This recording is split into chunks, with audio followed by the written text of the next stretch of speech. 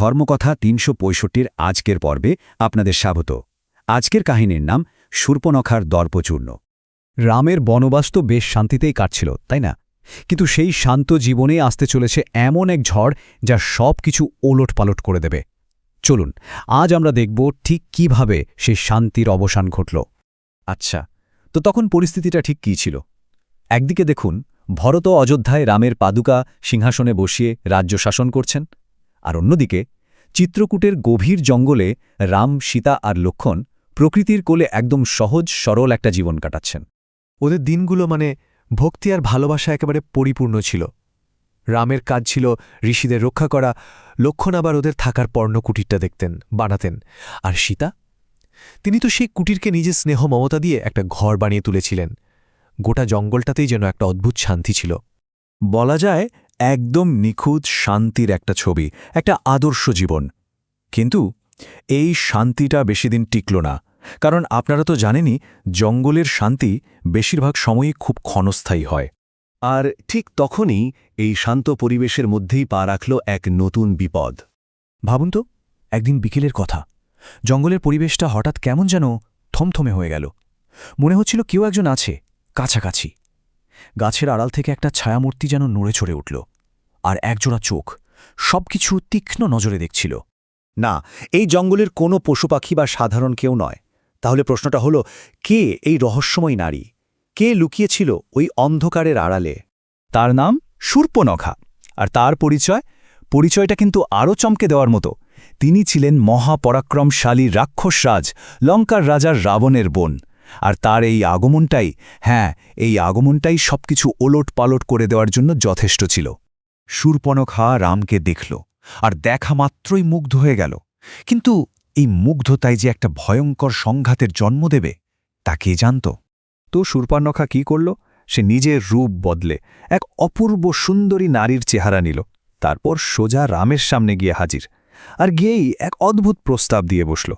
বলল, ও হে সুদর্শন পুরুষ, কে তুমি? তোমার পাশে তো আমার মতোই একজন রানী মানায়। রাম তো রামই, তিনি একদম শান্ত, অবিচলিত, মৃদু হেসে উত্তর দিলেন। সীতার দিকে দেখিয়ে বললেন, দেখুন, আমি তো বিবাহিত, ইনি আমার স্ত্রী সীতা। তবে হ্যাঁ, আমার ভাই লক্ষ্মণ অবিবাহিত, আপনি বরং ওর সাথে কথা বলে দেখতে পারেন। লক্ষ্মণ তো দাদার ইশারাটা ধরে ফেললেন, বুঝতে পারলেন যে দাদা একটু মজা করছেন। তো তিনিও হাসি মুখে ব্যাপারটা চালিয়ে গেলেন। বললেন, আরে না, আমি তো আমার দাদার সেবক, আমার আবার বিয়ে কি? আপনার বরং দাদাকেই মানাবে। কিন্তু এই ঠাট্টা তামাশা, এই খেলা ছলে ফিরিয়ে দেওয়াটা শূর্পণখা একদমই হজম করতে পারল না। তার যে মুগ্ধতা ছিল সেটা ধীরে ধীরে ভয়ঙ্কর একটা দিকে মোড় নিতে শুরু করল। সে প্রথমে তো বুঝতেই পারল না কি হচ্ছে, আর তারপর তার মাথায় আগুন জ্বলে গেল। আর এই রাগ, এই প্রত্যাখ্যানের অপমান, এটাই তার মোহকে বদলে দিল এক দাউ দাউ করে জ্বলে ওঠা ক্রোধে। ওর মাথায় তখন একটাই চিন্তা ঘুরছে, ওর রাগটা গিয়ে পড়ল সীতার ওপর। ও ভাবল, এই সব কিছুর মূলে তো এই না রে। গর্জন করে বলে উঠল, ও আচ্ছা, তাহলে এই হলো কারণ। ঠিক আছে, একেই আমি শেষ করে দেব। এইটা ভেবেই ও একদম বাঘিনীর মতো ঝাঁপিয়ে পড়ল সীতার দিকে। কিন্তু সে সীতার কাছে পৌঁছানোর আগেই সামনে এসে দাঁড়ালেন লক্ষ্মণ। আর লক্ষ্মণের প্রতিক্রিয়া ছিল বিদ্যুৎ গতির মতো। এক মুহূর্ত দেরি করেননি তিনি। একটাই আঘাতে শূর্পণখাকে থামিয়ে দিলেন, তার আক্রমণ আটকে দিলেন, আর তার রূপের অহংকার চূর্ণ করে দিলেন। কিন্তু এখানেই গল্প শেষ হল না, বরং এই অপমানটাই এমন এক প্রতিশোধের আগুন জ্বালিয়ে দিল যা এক ভয়ঙ্কর যুদ্ধের সূচনা করতে চলেছিল। শূর্পণখা তখন যন্ত্রণার থেকেও বেশি অপমানে চিৎকার করে উঠল। তার রূপের অহংকার, তার দর্প সব মাটিতে মিশে গিয়েছিল। রাগে, অপমানে আর প্রতিশোধের আগুনে জ্বলতে জ্বলতে সে ছুটে জঙ্গলের গভীরে পালিয়ে গেল। ওর মনের মধ্যে তখন শুধু একটাই জিনিস, প্রতিশোধ। আরও ভালো করেই জানত এই অপমানের বদলা কে নিতে পারবে।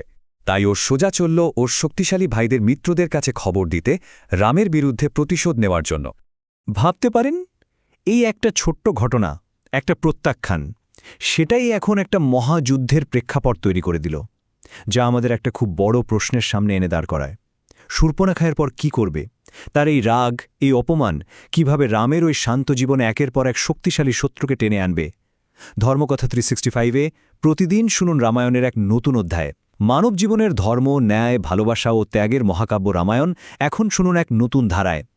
ধর্মকথা 365 আপনাদের নিয়ে যাবে এক অনন্য যাত্রায়, যেখানে প্রতিদিন একটি করে নতুন পর্বে উন্মোচিত হবে এই অমর কাহিনীর রহস্য ও মহিমা।